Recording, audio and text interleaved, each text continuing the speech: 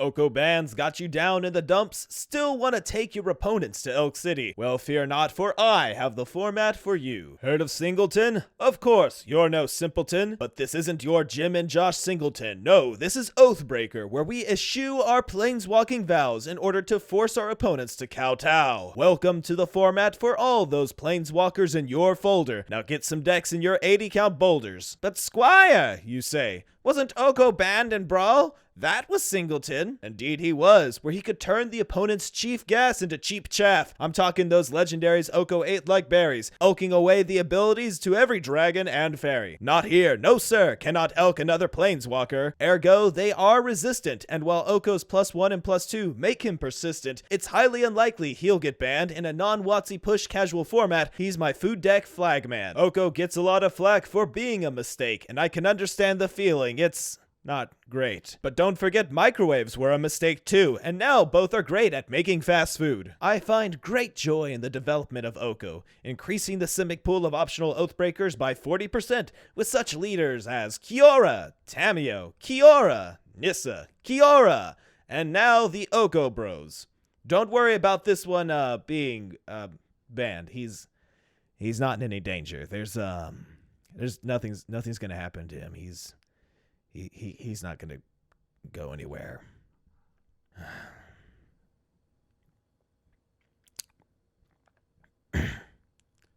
This 3-drop comes down with up to 6 starting loyalty if he eats his protein, which makes him hard to get rid of. Very, very hard. Don't worry. All it takes is the other 3 planeswalkers to put your elk-making bread-baking walker in their sights and poof, he's back at the command zone, costing an additional 2 mana. So it's a good 3 turns. Despite having such a rich diversity in Simic walkers, their abilities are a little homogeneous. So what does Oko do differently? Well, personally, I like to lean into his protein craze side and offer up a platter to the big guys up above and get them to climb down their stalks to lend a hand. Is it weird the giants descending from the sky don't have reach?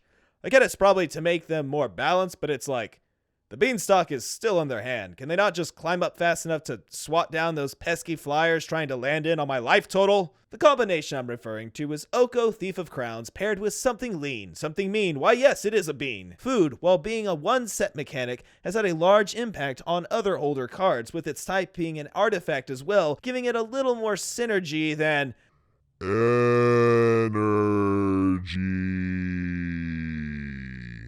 A quick look through EDH Rec's Oathbreaker Beta shows this particular combination of Oathbreaker and signature spell to be only 3rd, which is why they are wrong, because these beans, my beans, are strong. These giants can come out early with the power of 7 and oh hey, the Great Henge can be decreased equal to the strongest creature you control by also 7.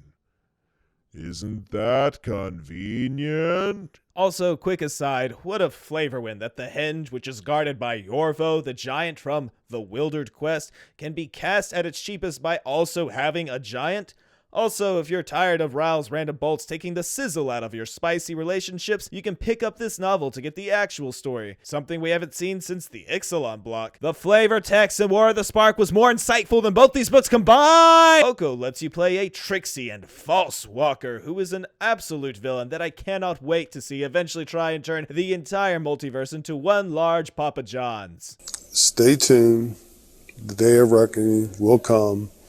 And if using magic beans isn't your thing, I don't know, there's like all these other spells which are inferior. Hey everyone, if you're confused by any of the rules as to how to play Oathbreaker, links in the deck box below by Tolarian Community College, Jumbo Commander, Red Zone MTG, and the creators of the format Weird Cards Charitable Club.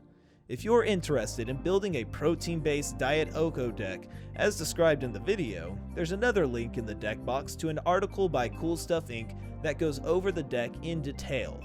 You can use it as an inspiration, as I did, to see what works, what doesn't, or even use the exact list. It's been play tested and is a lot of fun to use. Thanks for listening.